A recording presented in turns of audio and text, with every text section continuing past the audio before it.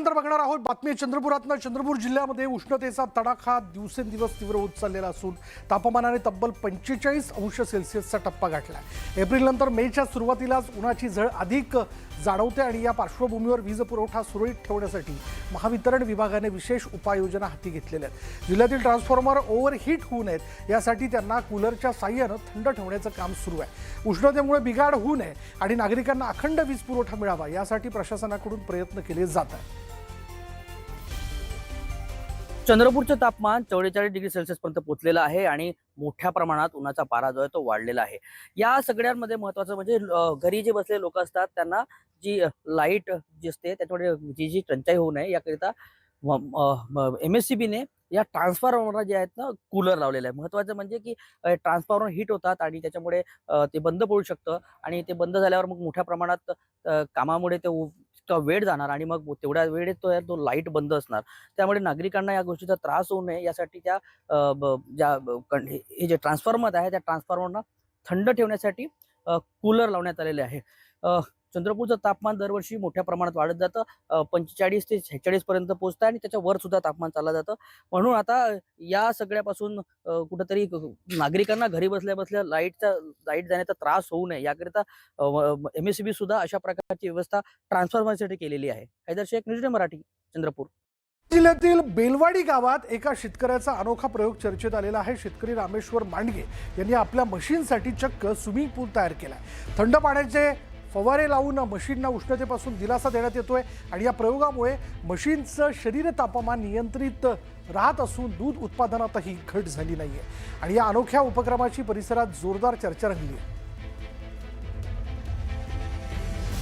वाढत्या उन्हामुळे जशी माणसांच्या अंगाची लाहीलाही होते तशीच लाहीलाही जनावरांच्या अंगाची देखील होतीये। त्यामुळे जे पशुपालक आहेत पशुपालकांना जे आहे ते दूध उत्पादनामध्ये मोठी घट होत असते। परंतु हिंगोलीच्या बेलवाडी गावचे शेतकरी आहेत रामेश्वर मांडगे, त्यांनी जो आहे तो इथं अनोखा प्रयोग केला आहे। आपण बघतोय की या मशीनला जे आहे ते चक्क त्यांनी एक भला मोठा हा स्विमिंग पूल तयार केला आहे।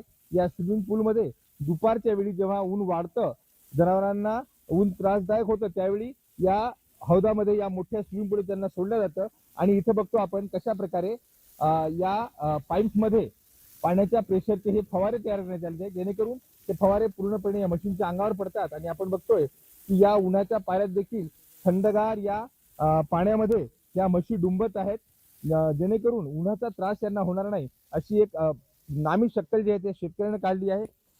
रामेश्वर मांडगे हे शेतकरी आहेत आणि आपल्यासोबत बोलण्यासाठी स्वतः रामेश्वर मांडगे आहेत।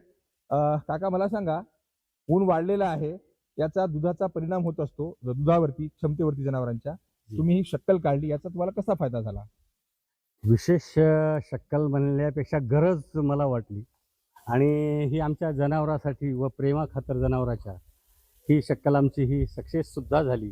आम्हाला लोक हसत होते, जनावरांना कुठं स्विमिंग पूल असतो का, परंतु एका काळात आम्हाला नदीला भरपूर पाणी असायचं, परंतु आज हे पाण्याचं दुर्भिक्ष झालेलं आहे आणि जनावराला मुक्त पोहण्यासाठी जो तलाव पाहिजे होता तो आम्ही बनवण्याची संकल्पना केली। की दुधामध्ये फारसा कमी फरक नाही पडला, दूध आहेच त्या स्थितीमध्ये आहे आणि जनावरांनी प्रेम करणं हे आपलं पोट भरतात अशी एक भावना जी आहे प्रामाणिकपणाची ती या शेतकऱ्याने व्यक्त केली आहे आणि कशा प्रकारे जे आहे ते या मशीनसाठी डुंबण्याची व्यवस्था केली आहे आणि शेतकरी जनावरांवरती प्रेम कसं करतो याचं एक मूर्तिमंत उदाहरण इथं पाहायला मिळत आहे। मनीष खरात, न्यूज 18 मराठी, बेलवाडी, हिंगोली। तर बघूया, राज्यात गेल्या काही दिवसांपासून तापमानात प्रचंड वाढ होताना दिसते आणि या उष्णतेचा मोठा फटका टोमॅटो पिकाला बसताना दिसतोय।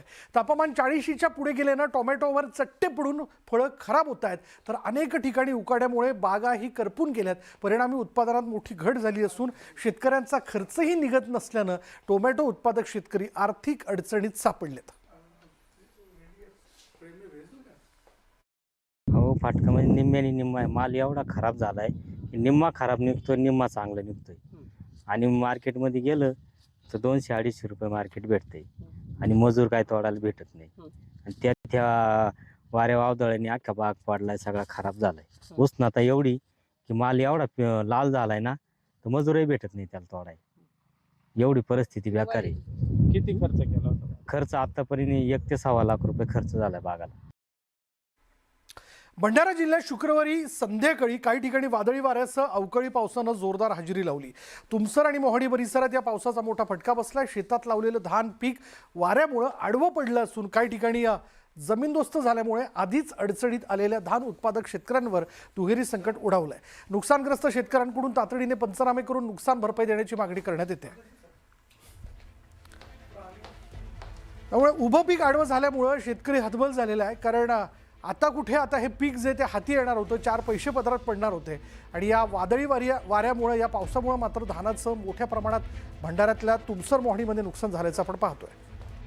आलेल्या वादळी वारा पावसामुळे माझा या हाताळून आलेला धानपीक अर्धा धान हा भरलेला होता आणि या धानामध्ये अर्धा लोंबा भरलेला आहे. अर्धा लोंबा आता ह्या भराच्या तयारीमध्ये होते. आपण आता हा पाऊस झाल्यामुळे, हा वादळी पाऊस झाल्यामुळे धान पूर्ण झोपला आहे आणि पावसात ह्याच्या पांढऱ्या लोंबा आता हे होण्यास चालू झालेला आहे. तरी पण मी शासनाला एवढीच विनंती करतो की शासनाने लवकरात लवकर नुकसान पंचनामे आदेश काढावे आणि आम्हा शेतकऱ्यांना नुकसान भरपाई मिळेल अशी आम्ही शासनाकडून आशा करतो.